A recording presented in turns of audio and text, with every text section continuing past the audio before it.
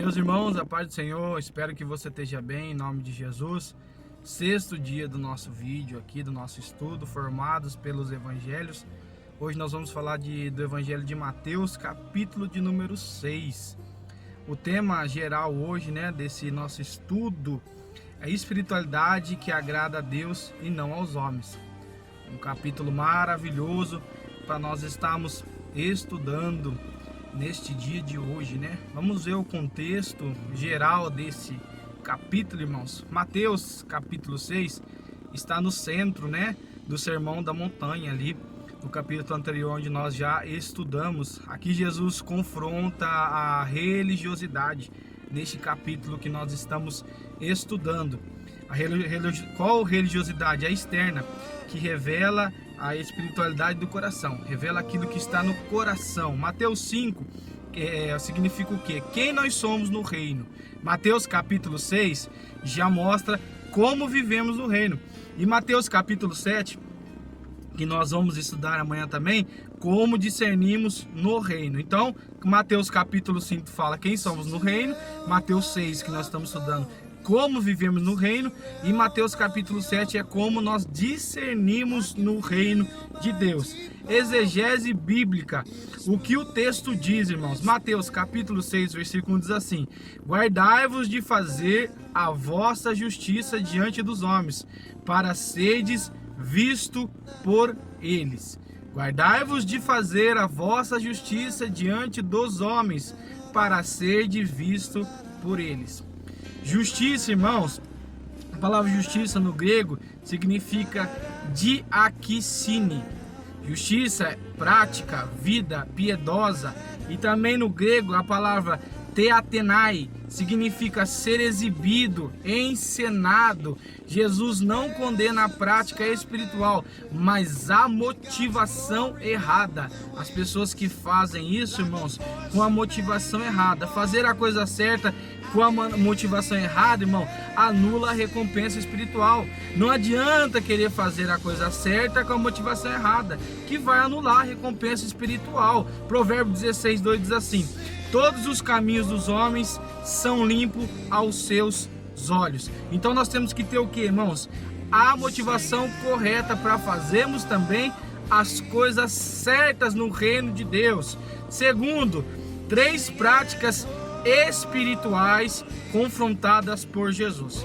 Jesus trata de esmola, oração e jejum, pilares da piedade judaica. E vamos estar falando sobre esses 3 pilares aqui, essas 3 práticas espirituais confrontadas por Jesus.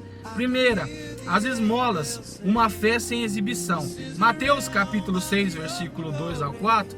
Não toques trombetas diante de ti. Isso aqui é muito forte, irmãos. Não toques trombeta diante de ti. No grego significa hipocrites, ator, fingidor. Olha que forte, irmãos. A esmola vira pecado quando se transforma em palco. Sabe aquela pessoa que dá uma marmita e posta uma selfie mostrando que deu aquela marmita, irmãos? Jesus está ensinando que essa pessoa quer transformar aquele ato, entre aspas, de generosidade em um palco para se autopromover, irmãos.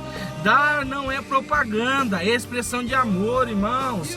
Mateus 6,4 diz o quê? Teu pai que vem em secreto te recompensará. Nós não precisamos tocar trombeta, não precisamos de palco. O teu pai que te vê em secreto, é ele que te recompensará. Deus não recompensa a aparência, Deus recompensa fidelidade. Deus recompensa quando nós somos fiéis. Deus não está preocupado com a sua selfie, quantas coisas você fez para mostrar para os homens. Esse é o primeiro pilar. Segunda, oração, relacionamento, não performance. A oração é relacionamento, não performance. Mateus capítulo 6, versículo 5 ao 6. Quando os orares, não sereis como os hipócritas. É muito forte esse capítulo, irmãos. No grego significa tameion, quarto, secreto, lugar escondido. Jesus não proíbe oração pública.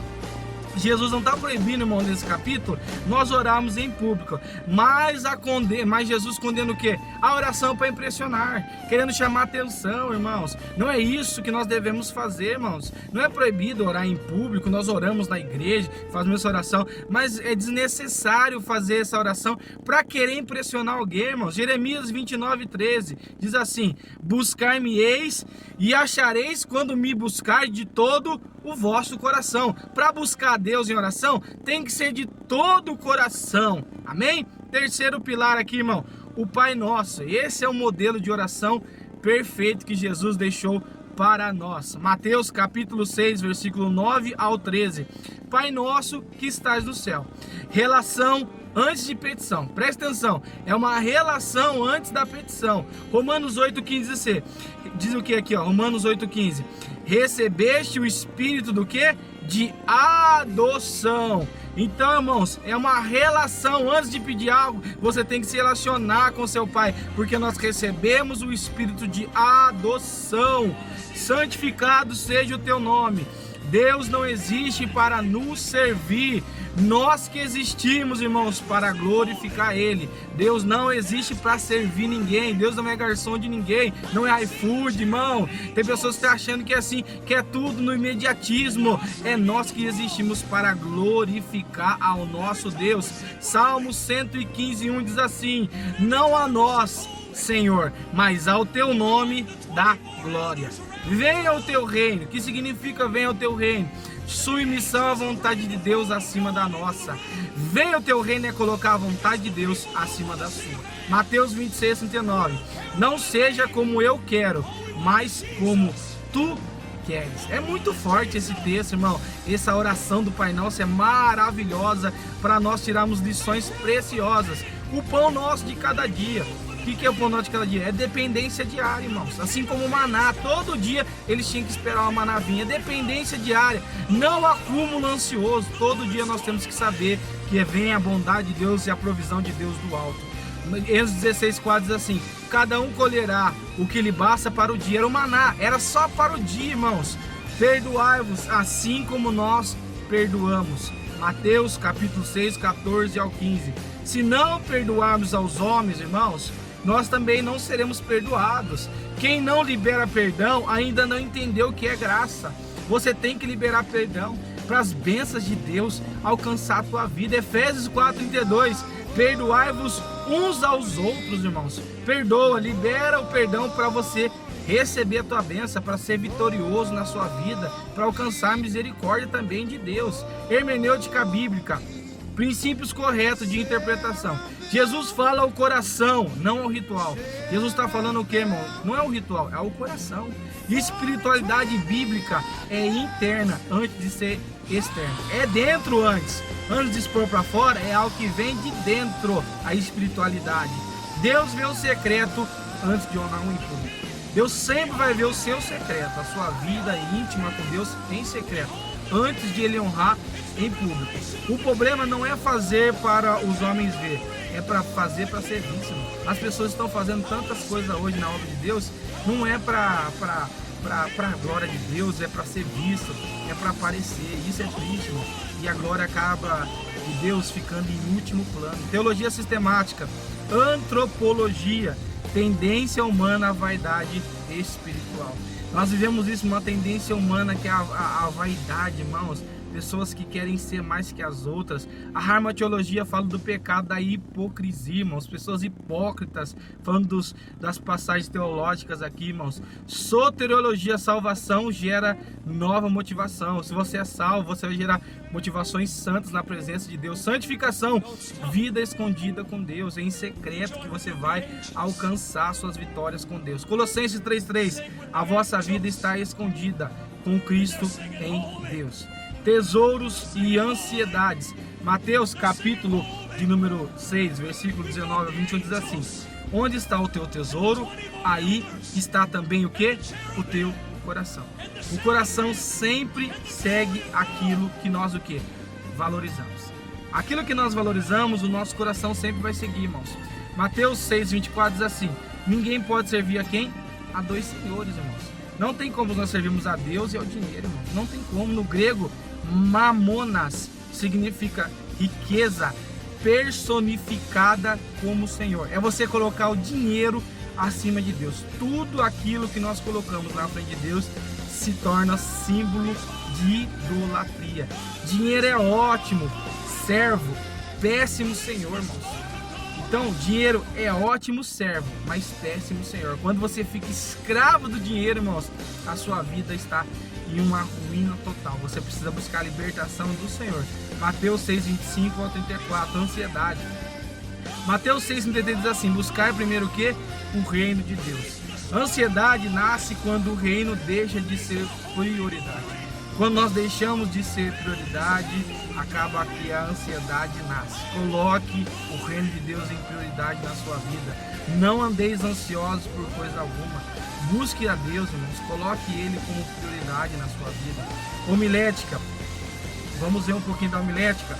A fé que Deus vê no secreto. Esse é o termo, irmãos, da nossa homilética, do nosso esboço hoje. A fé que Deus vê no secreto. Primeiro ponto aqui, o perigo da espiritualidade exibida. Não tem porquê, irmão, você querer ser exibido, irmãos, não tem necessidade. A glória tem que ser de Deus, como João Batista falou, que ele cresça e eu diminua, aleluia. Segundo ponto, irmãos, desse esboço, a oração que nasce do relacionamento. A oração, irmãos, nasce do que? Da busca íntima no secreto de Deus. Terceiro, o perdão como evidência da graça. Quando nós perdoamos, nós evidenciamos a graça de Deus na nossa vida. Quarto, tesouros que revelam o nosso coração. Aonde está o teu coração, ali está o teu tesouro. 5, o antídoto divino contra a ansiedade. Qual é o antídoto divino? É colocar o reino como prioridade na sua vida. Conclusão final. Que texto, que capítulo maravilhoso. Irmãos, Mateus capítulo 6 ensina que Deus não se pressiona com aparência. Deus honra o coração rendido. Quem confia no Pai vive sem ansiedade. Busque a Deus, irmãos. Coloque o reino de Deus, que essa ansiedade vai cair por terra. Eu profetizo em nome de Jesus na sua vida. Mateus 6:34. Basta cada dia o seu próprio mal. Amém? Terminamos por aqui. Que Deus abençoe a sua vida. Hoje é o 6º dia do nosso estudo, Formados pelos Evangelhos.